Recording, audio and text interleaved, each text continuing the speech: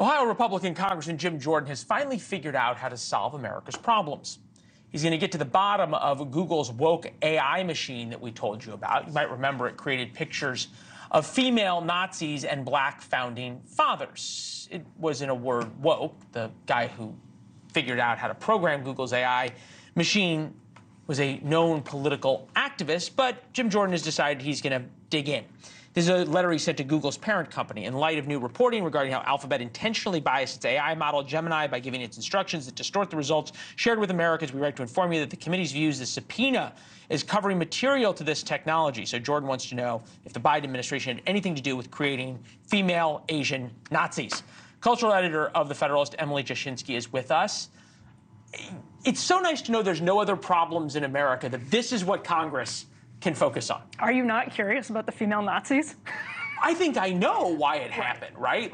Yeah. But at some level, don't Americans have a right to be upset? Immigration, funding for Ukraine, funding for Israel, a budget that has never been passed, reforming Social Security and Medicare, restoring the American military to first in the world status.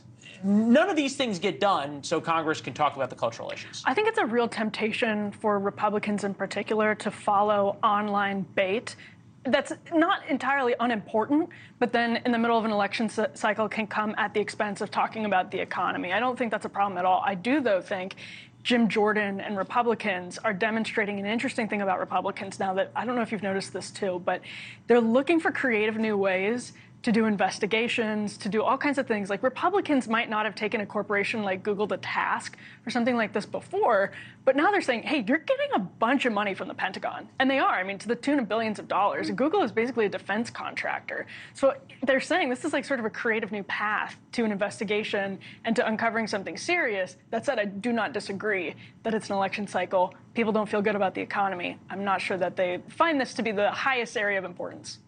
And Republicans right now are grasping for a win, right? You've got the Hunter Biden investigation falling apart. Secretary Mayorkas was impeached, but only after 2 votes, and it's going nowhere in the Senate. House leadership fight over and over and over again. Senate border bill. The House has passed effectively nothing in terms of meaningful results. Is this a win? What is this? Just work to get some fundraising dollars? Well, Google's an easy target, and I think for the reason that you were talking about is sort of like we all know what's going on here. It's pretty obvious. There are even people on the left that are sort of annoyed by this, exasperated with this, and I think that's what tells Republicans, this is a great punching bag.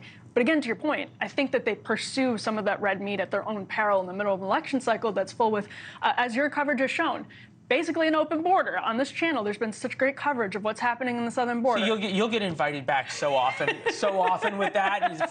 Flattery knows no ends. No, we appreciate it, but I'll bring it back around to this. And you guys, I think, have covered this well at the Federalist. There's this weird horseshoe, right? Because corporations used to be sacrosanct to Republicans, right? And we don't want no government intervention. We want no regulation. It was the evil Democrats who wanted to, ban your cigarettes and ban your sugary drinks and everything else. How did that change? Yeah, I mean, that's such a long story, and I think a lot of people have been following it. Well, you got about 45 seconds. Perfect. I don't need any more. Long story is defined as 45 seconds. But no, I mean, it's basically when people realized when Donald Trump started sweeping these rural areas and the Rust Belt, Wisconsin, they said, I think maybe our voters are understanding about something about corporate America that we aren't. I think maybe they're exasperated in ways that we haven't fully understood what private equity has done to some communities or any of those things, and that severed it. I mean, the Republican Party's relationship with the Chamber of Commerce will tell you is on the rocks right now, and it all started with Trump. So I agree. I don't think this is something you would have seen Republicans doing 10 years ago, even though Google was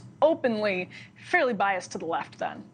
Yeah, fascinating how things change. Emily, it is always good to see you. We enjoy your reporting in the Federalist. Thank you. Thanks for watching. Go to joinnn.com to find NewsNation on your television provider. And don't forget to click the red subscribe button below to get more of NewsNation's fact-driven, unbiased coverage.